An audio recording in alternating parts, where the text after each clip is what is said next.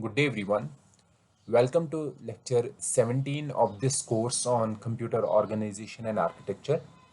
In this particular lecture, we will discuss about the sequential logic circuits. We will discuss the design of registers and memories, SRAM We memories. discussed our hierarchy of hardware design, and we said that we start from the switching networks, and we have designed the logic using these switching networks.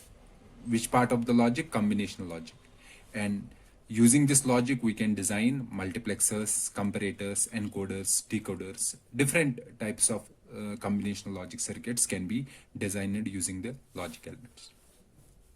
And the other kind of logic, digital logic, apart from combinational logic, is the sequential logic. And the focus of today's lecture will be the sequential logic and how using that sequential logic we can design registers. Okay, registers are the memory elements or the memory or the storage locations where we store some data. So the focus of today's lecture is the sequential logic.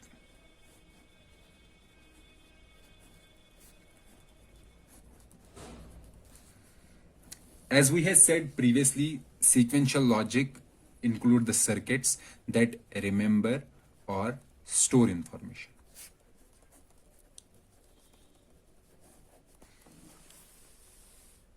Okay, and the examples of sequential logic circuits include memory and registers. Or we can also say that sequential logic, it is kind of allowing, it is useful for allowing the information to flow between the combinational logic blocks. Okay, what I mean to say that, let's say we have some combinational logic circuit here and we have another combinational logic circuit. Now we want to flow the information from this combinational logic 1 to combinational logic 2. One method is to directly connect these together. Okay, the output of this logic 1 will directly go to logic 2. However, directly connecting this, the input from output from one logic as input to another logic, this has some disadvantages, some serious disadvantages.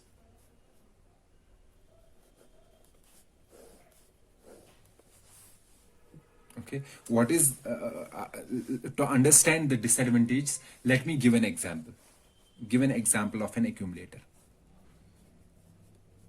Or we can say, let's say we have to add these array elements x2, x3, or we can say these are the inputs. These are the 4 inputs. And we have to add these 4 inputs and store the output at some location or in some registers or some location we say. Okay, so how we can design a combinational logic circuit for this? The main aim will, let's say this is an adder. Adder takes an input.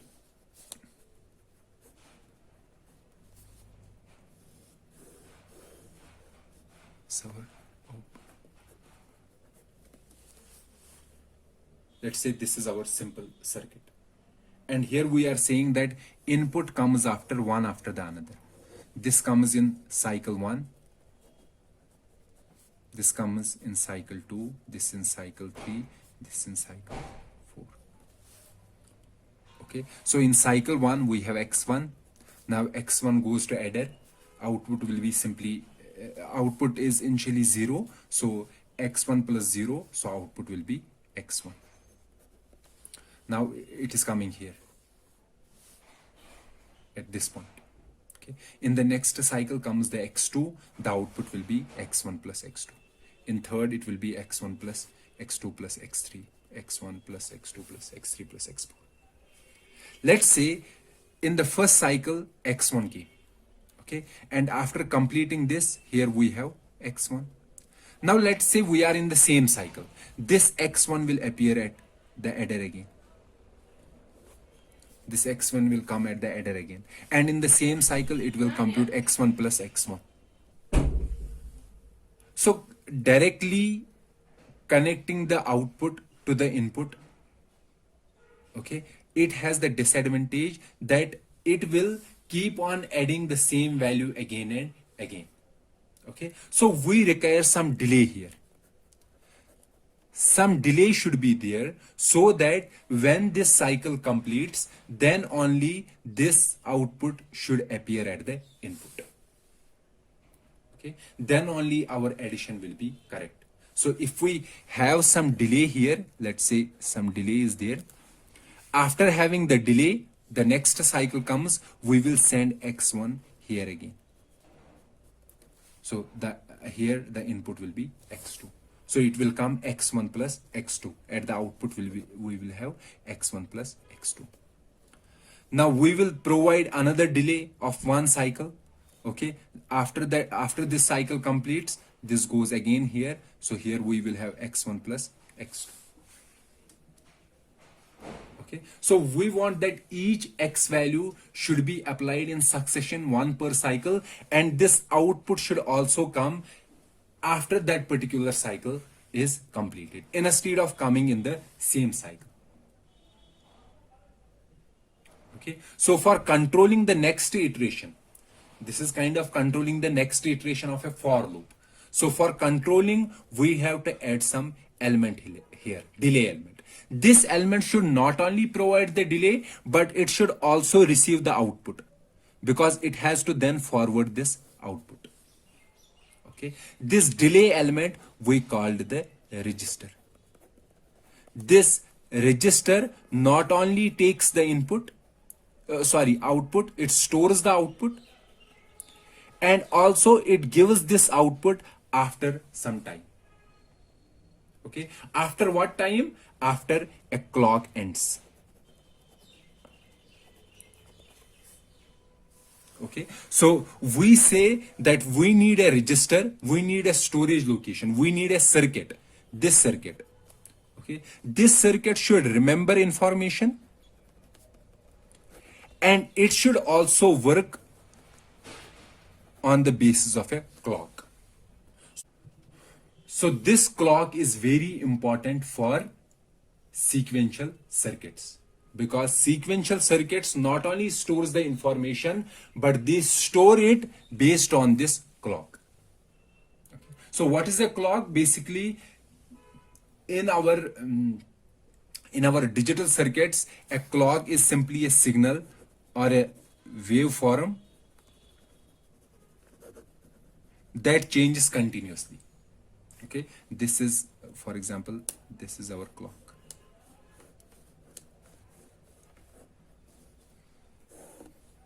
And this clock determines how fast our circuit is.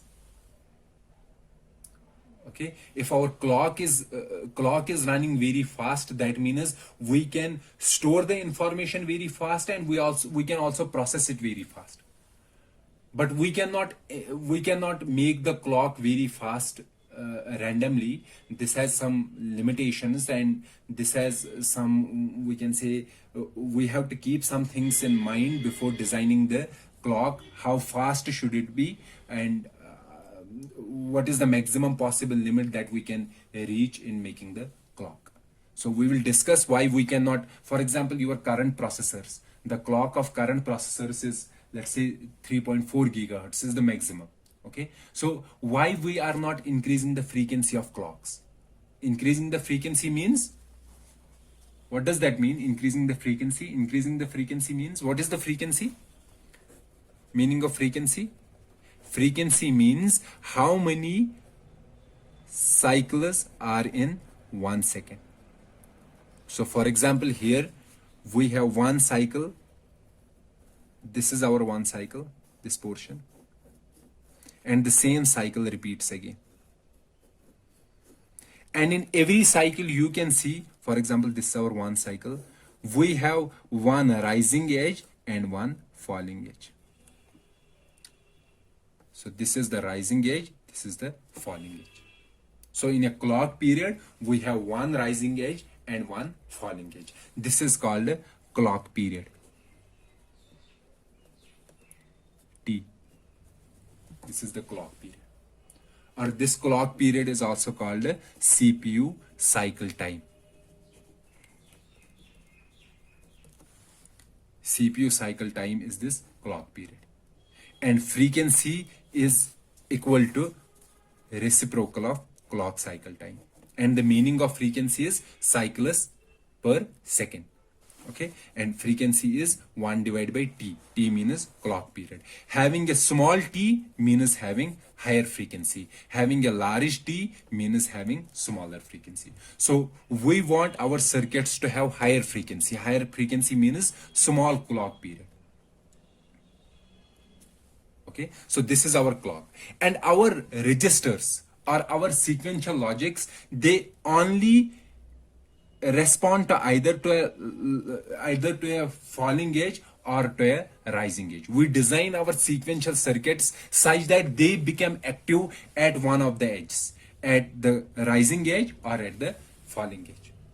Okay, so I am going to explain this in great detail. Please be with me for some time. So as I said that we require registers.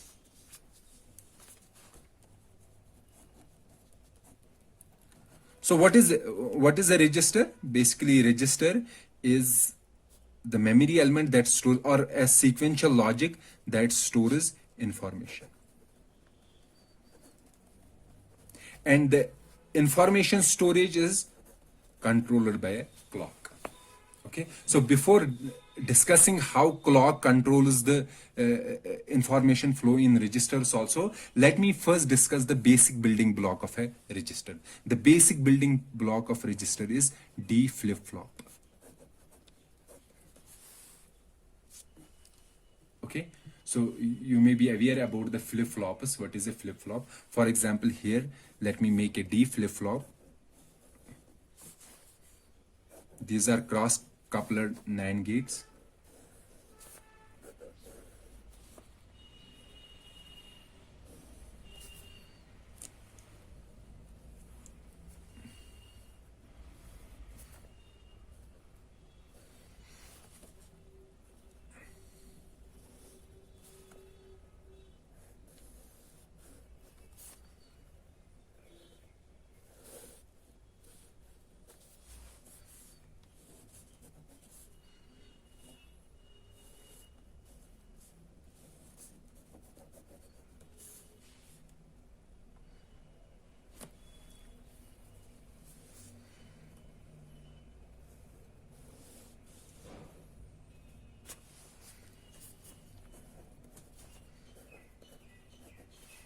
So this is our D flip-flop. If D is 1, the output will be 1. If D is 0, the output will be 0. Q is our output. D is 1, output is 1. D is 0, output is 0. We make a D flip-flop like this. This is our flip-flop. Seeing a clock. And this is our D. This is our Q. This is our input. This is our output. So this D flip-flop, if D is 1, okay, D is 1, clock is, let's say, clock has now started becoming 1. So clock is 1, rising edge. So this will be, it has started becoming 1. So when clock becomes 1, then only Q will be 1. If let's say clock is on this falling edge, okay, clock is on falling edge.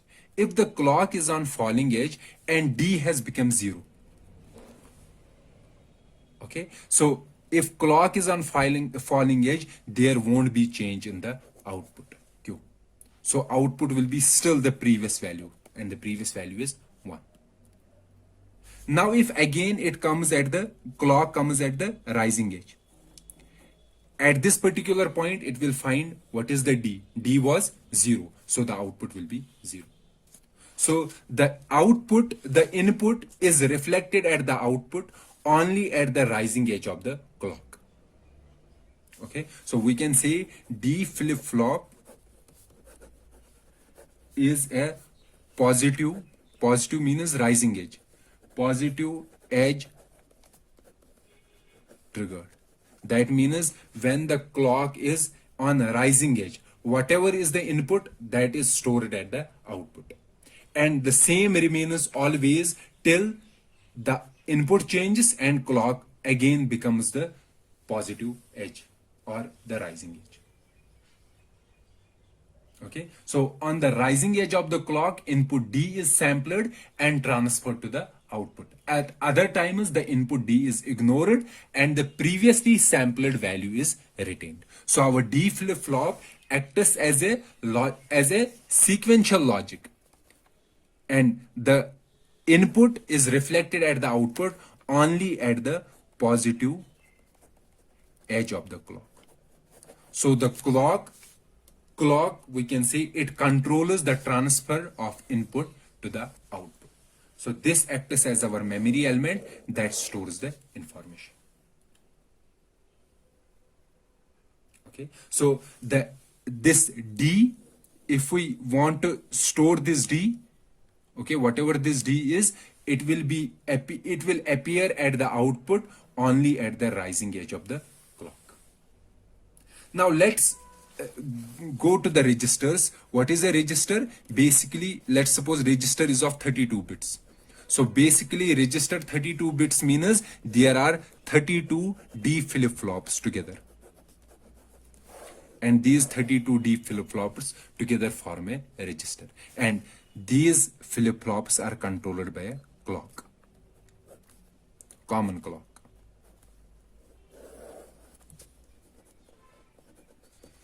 Now let's go back to our accumulator example. Let's see our accumulator example again. That sum of 4 inputs x1, x2, x3 and x4. Okay, this is our adder.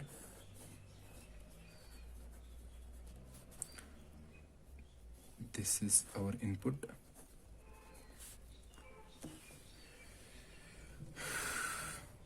This is our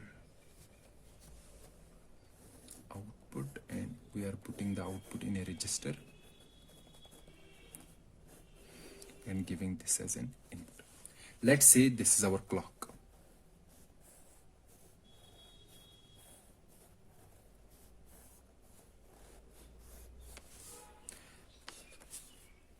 This is clock 1, clock second, cycle 3rd, and this is our cycle 4th. Let's say in the first cycle, this first cycle, here we input is x1. What is the output? Output will be x1. When will this output be stored in the register? We know that basically this output, this x1 is input for the register. Okay, this is input for the register. When will this input appear at the output? This input will appear at the output, okay, only at the rising edge of the clock. So at this rising edge, this will be x1. Now the cycle has not completed. Okay, so this x1 will come here. Now input is still x1. Okay, let's see, the problem in the previous approach was x1 was getting added to x1 again. So here also x1 will get added to x1 in the same cycle. Okay, but since rising edge has completed, there is no rising edge, this output will not appear at the input, or we can say this output will not go into the registers. This x1 will be plus x1 will not go into the register. So in the register itself there will be again x1 only. Now cycle 2 has completed, cycle 1 has completed, started the cycle 2. Here the input became x2. And what was the output from register? It was x1. So x1 plus x2. What will appear here? x1 plus x2. Okay. Now, since we are, let's suppose we are here in the clock. This output will not go into the register, because this output will go into the register only at the rising edge. So when we have rising edge, this output will go into the register. Okay, so the new value in the register will be x1 plus x2 at this rising edge. Now this x1 plus x2 will come here. Here still we have x2. If x2 gets added, it will be x1 plus twice x2. But this output will not go into the register, because the output will go into the register only at the rising edge. So in register, we have only x1 plus x2. So second cycle is completed, comes the third cycle. In third cycle, we have x2 plus x3. The same approach is repeated, and finally in our register, we will be having x1 plus x2 plus x3 plus x4. So we can see that this register is not only used to hold the information, but it can also be used to delay the output. Okay, so using the clock, we can maintain the information in the registers or in the sequential logic elements. So we can say sequential logic elements, they are used not only to store values for some time, but they also help to control flow of information between logic blocks. If we have to provide some delay so that output is given to another combinational logic after some time, then for providing that particular delay, we need sequential logic elements. So previously I said that if we have some combinational logic block 1 and combinational logic block 2, we can simply take the output as input to the second block. However, we require some delay in between these two combinational logic blocks to control the flow of information. And for implementing this control, that is done with the help of our sequential logic elements. And the basic element is the register. So registers are used to hold up not only to hold up the information for some time, but also control the flow of information between the combinational logic elements. So if we only have combinational logic elements, we don't have registers, then this operation will be completed in a single cycle. Okay. However, by keeping the registers in between, and this is not always right whether we will have the right output or the wrong output. So this is not guaranteed. However, to guarantee the right output, okay, and to control the information flow between the combinational logic elements, we need some state elements in between to implement the delay and to store the information temporarily, and these sequential logic elements are called registers.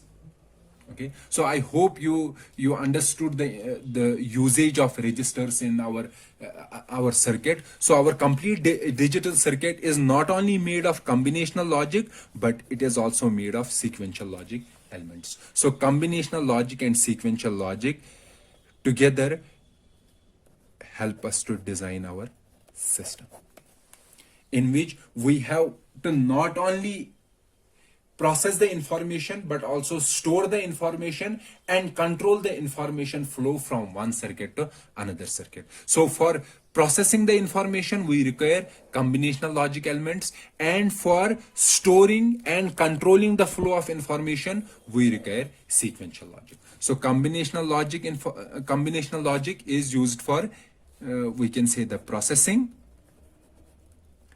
and sequential logic is used to storage and control.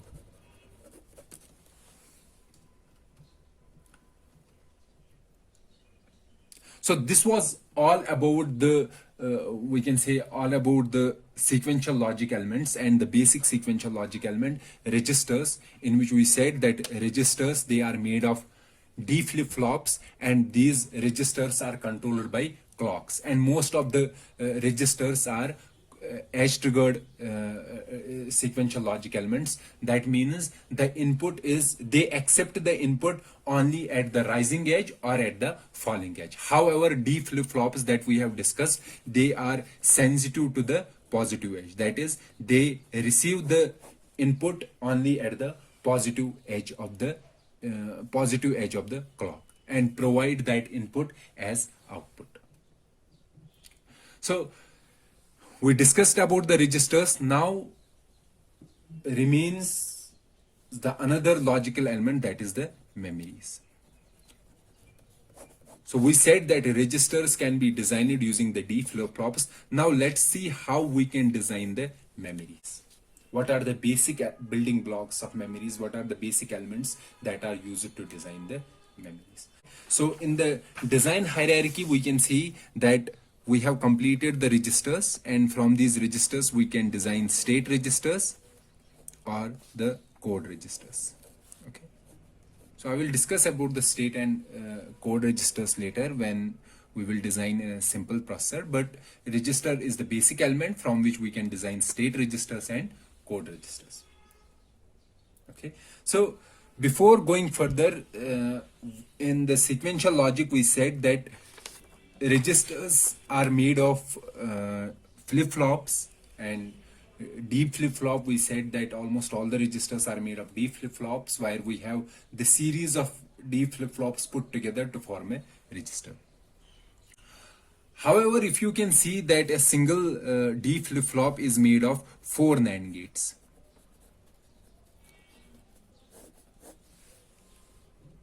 Okay, and 4 NAND gates, and we know that every NAND gate is made of transistors, and each NAND gate, one NAND gate, requires 4 transistors. So each flip-flop can be designed using 16 transistors. Okay, if we use the same flip-flops to design our memory, so memory is of very large size. Since our registers, for example, we can have 32 registers mostly in our processors, and if every register is of 32 bits, so we require 32 into 32, we can say 32 into 32 into 16 transistors. Okay, these are the number of transistors required. However, if we can see that our memory is of very large size, for example, 4 gigabytes or 16 gigabytes. So for designing the memories using the flip-flops, okay, D flip-flops, that will require the large number of transistors, millions of transistors to design the memory. So to reduce the number of transistors required to, our aim is to reduce the number of transistors to store a single bit, for storing single. Okay, so we want to design a memory. Our aim is to design a memory. However, instead of using D flip-flops as the basic unit for designing the memory, we want to reduce the number of transistors to store a single bit, so that our memory per unit area will be higher as compared to our previous designs. Previous designs means using the registers. So instead of cross-coupled pair of NAND gates, we want to have some other design where we can use lesser number of transistors to store a single bit. And one of the design choice is to use cross-coupled inverters. So this is our inverter.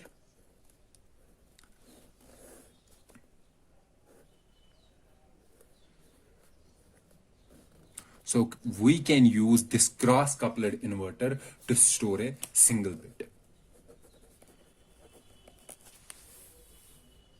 Okay, this cross-coupled inverter can be used to store a single bit. For example, let's say this is our output. This will be its inverter. So if this cell stores 1, so it will retain its value. For example, it is 1, out, this is 0. because 1 goes here, so it becomes 0. So 0 is here, 0 comes here, it becomes 1. So 1 is retained in this cell. So in this particular cell, we have two, we can say the two terminals. So one terminal we consider as an output. For example, this is our output. This won't be considered. This is usually ignored. Like in d-flip-flops also, we have a d-flip-flop. Basically, there are two outputs, Q and Q bar, and one input, that is D. And we only take this as our output. This is it as complement. So likewise, in our cross-coupled inverter cell, this we called a memory cell. Memory cell means a structure that stores a 1 bit. Okay. So we have a cross-coupled inverters that is used to store a single bit. And if we design it in terms of transistors, for example, transistors here, so a single inverter, or this single inverter is made of how many transistors? 2 transistors. This is also made of 2 transistors. So this is our cross-coupled inverter, which can store a single bit.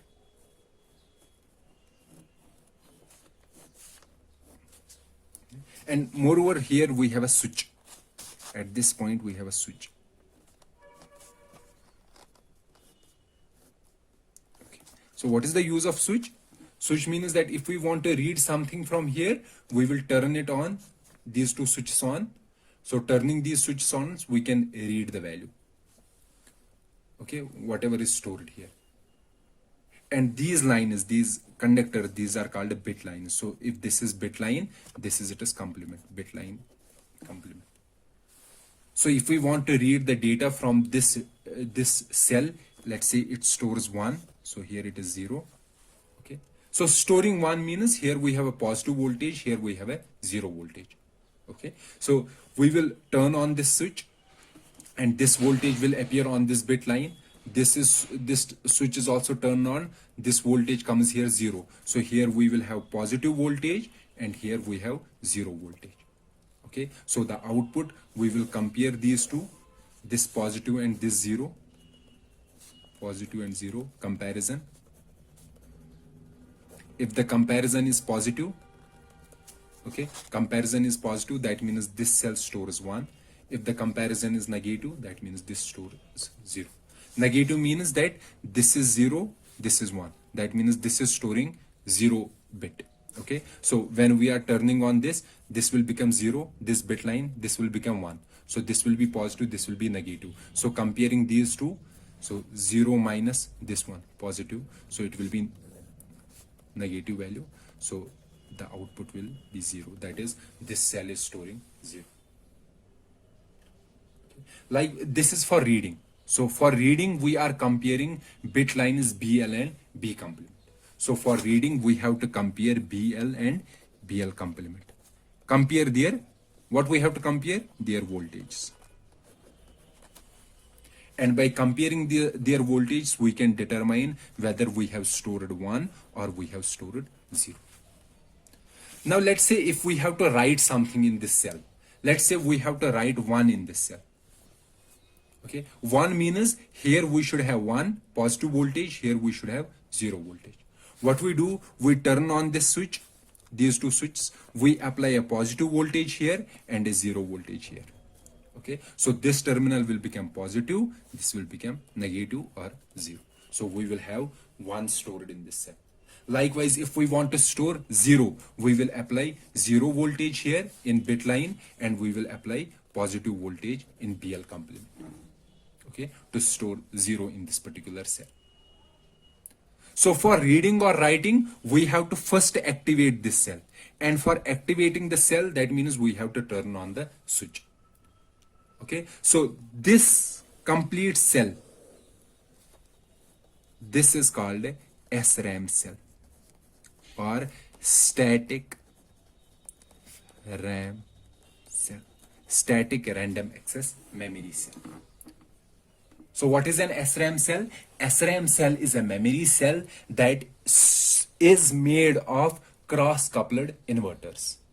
And if we can design this in terms of let's say in terms of what we have to design in terms of transistors, so each inverter is made of how many transistors? Two transistors. So this will be two transistors, this is also two transistors, and here we require how many switches? Two switches, and each switch can be designed with the help of a transistor.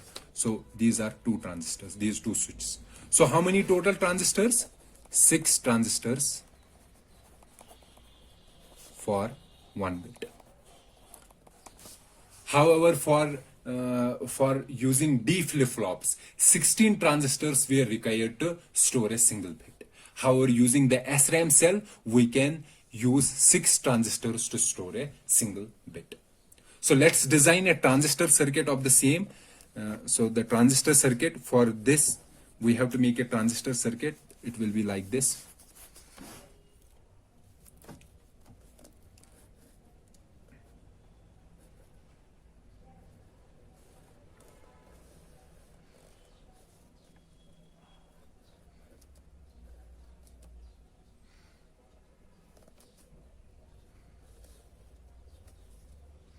Since we have discussed how NAND gate, how this inverter can be made using transistors, so I am writing it directly.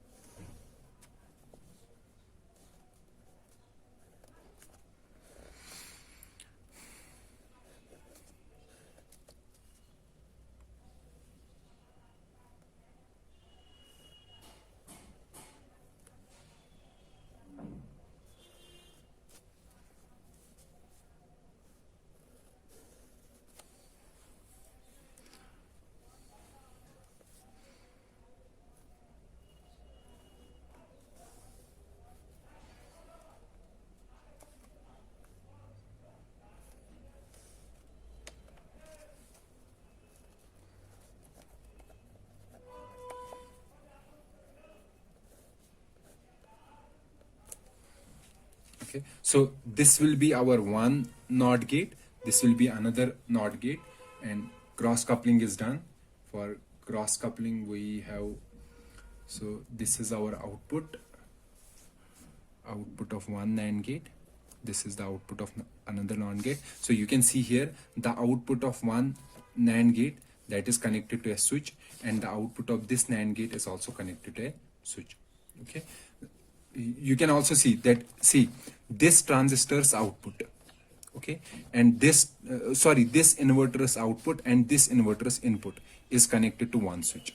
Likewise, this inverter's input and this inverter's output is connected to another switch. So this inverters, this is one inverter, this is another inverter, these are two inverters. So this inverter's output and this inverter's input, what is the input of this inverter? This specific inverter. Okay. So this specific inverter's input will be this gate, and this is here.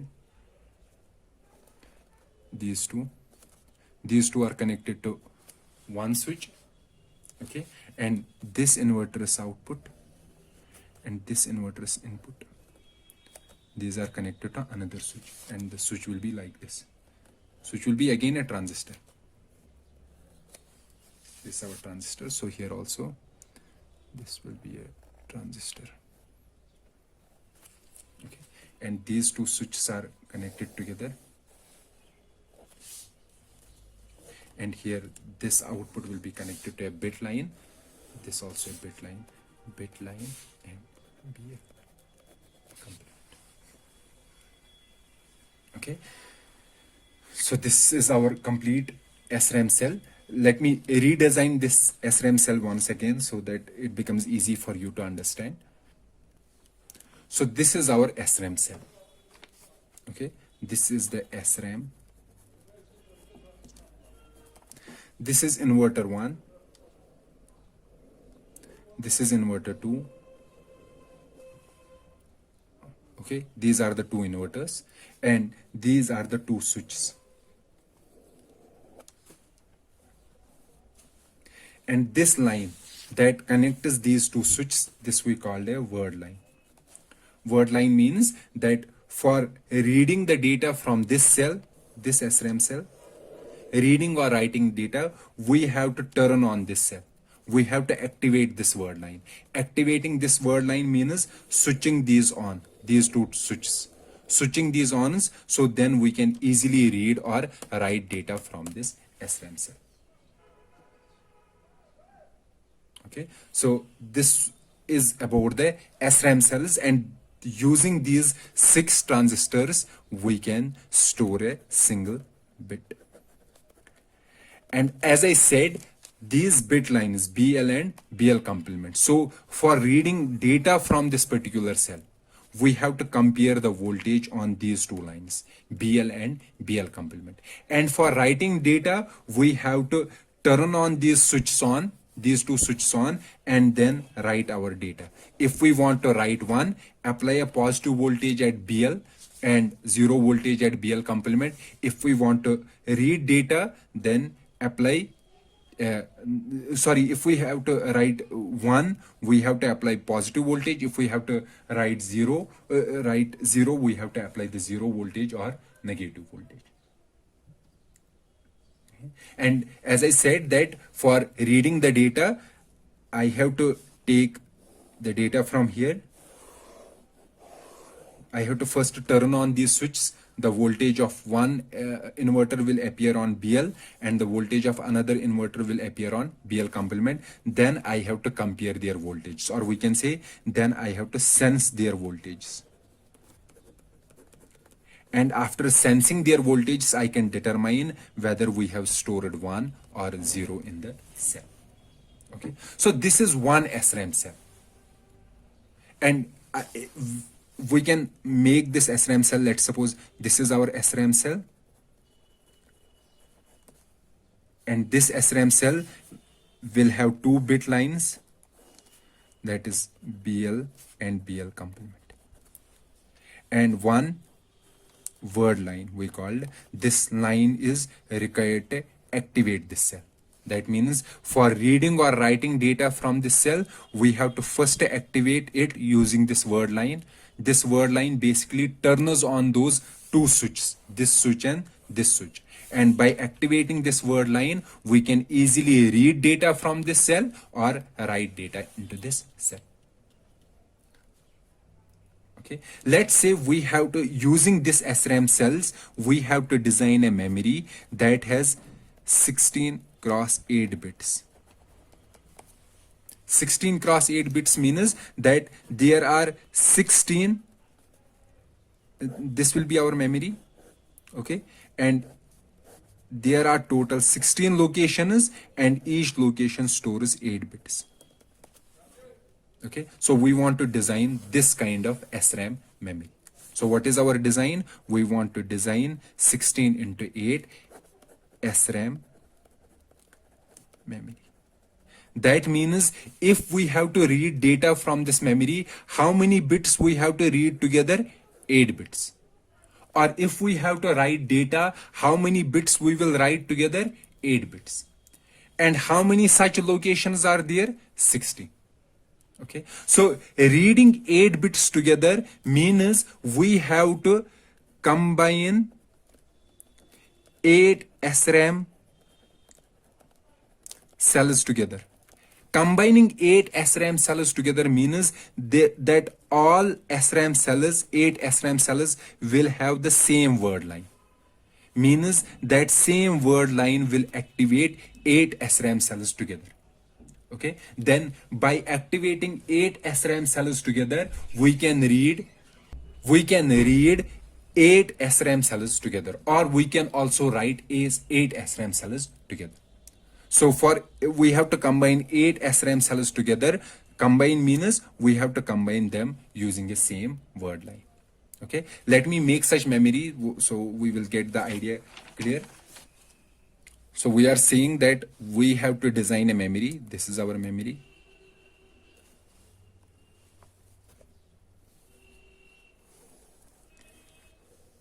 SRAM memory.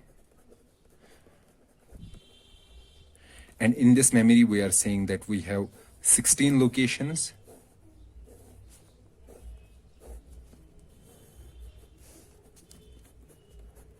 and each location stores 8 bits. So each location, each row is of 8 bits or 8 SRAM cells. Since there are 16 locations, how many bits are required to address this memory? So we require 4 bits to address this memory. Okay, so if the bits are 0, 0, 0, 0, that means location this one, this row 0. If it is 0, 0, 0, 1, it means this location. Okay, so 4 bits will be required to address this memory. Based on the address, we will activate one row. One row means how many cells we have to activate? 8 SRAM cells. And by activating 8 SRAM cells, we can read 8 bits of data, or we can write 8 bits together. Okay, so let's make a memory of SRAM cells. So we want to design a memory where we have 16 rows. Okay, and each row will be having how many SRAM cells? 8 SRAM cells. And these 8 SRAM cells will be connected to a common word line. Or we can say the activate line. Okay, so how many total word lines will be there? There will be 16 word lines. So word line 1, word line 2, word line 0, word line 1 to word line 15. And when an address comes, based on this address, we will be having a decoder. So based on the address, it will choose one of the word line, among these 16 word lines. So address will be of how many bits? 4 bits. Okay, so these 4 bits, it will select one of the word line based on this address. Okay, that particular word line is chosen. Let's suppose word line 2. So word line 2 is chosen. That means all 8 SRAM cells connected to word line 2 will get activated. Okay, all 8 SRAM cells will get activated. Then depending upon our functionality, whether we want to read or write, we carry out the operation accordingly. Okay, let's design that particular SRAM memory. So we want to have 16 rows, and each row should have how many cells? 8 SRAM cells. So let's say this is SRAM cell 1, SRAM cell. This is also SRAM cell. How many size cells? 8 cells in a single row. And we know that every SRAM cell has its bit line. So this is, let's say, bit line. This is bit complement. It is bit. Likewise, this SRAM cell will also have its own 2 bit lines. This will also has its own 2 bit lines. And this will also has its own bit lines. This is the one row. Okay, and we said that all their control lines or the switch lines, the word lines will be connected together. Let's say this is word line 0. Okay, so this is row 1, or we can say this is row 0. Now comes the another row. The another row will be like this. The bit line will remain same for these two, for the SRAM cells in the same column. Okay, so bit line will remain same, because these two cells will not get activated at the same time, because at one time only one row is activated. Either this row will get activated or this row will get activated. If this row gets activated, that means this bit line contains the data contained in this particular SRAM cell. However, if this row is activated, the data located on these bit lines will be the data stored in this particular SRAM cell. So that's why we are keeping the SRAM cells, we are keeping the bit liners common to the SRAM cells belonging to the same call. Okay, so this will be row 2.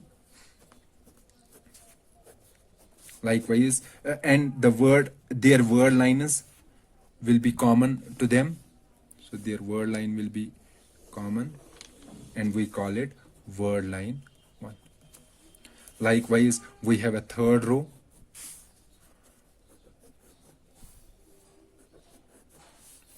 Third row of SRAM cells.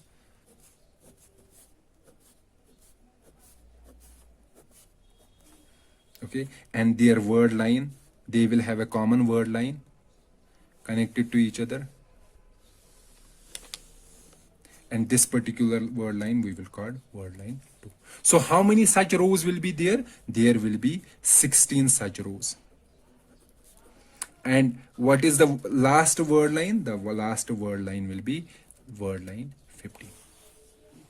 Okay, so this is our complete SRAM structure. And as I said that here we will have a decoder.